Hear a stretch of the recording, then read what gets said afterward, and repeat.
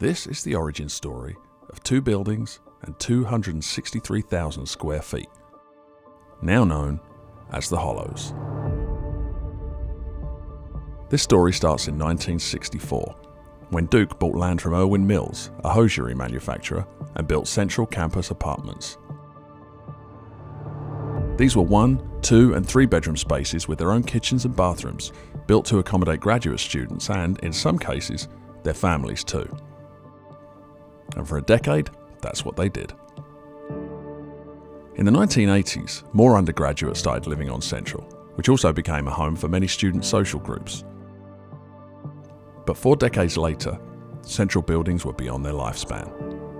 So Duke made plans for new housing.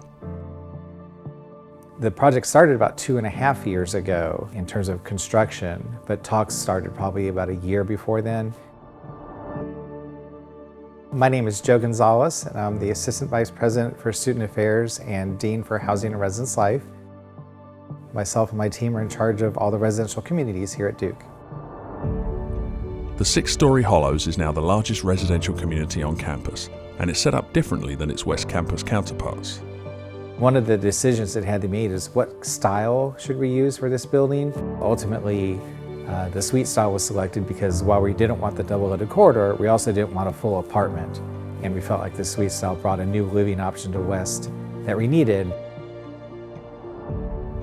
But the new suite style design doesn't mean the architects left out welcoming common areas. With suite style buildings, one of the sacrifices that is often made is that you don't really have a lot of shared space beyond the suites themselves, and we didn't want that to be the case here. Each of the common rooms, they're all just a little bit unique. The patio area outside of Hollows A that connects to the main room on the first floor of Building A, we hope to see a lot of synergy between that outdoor and indoor space. Bringing these spaces to life was no small feat. More than 600,000 bricks, 13,000 yards of poured concrete, 1,200 tons of rebar, 1,200 doors and 800 windows. And it took a month to move in more than 9,000 pieces of furniture.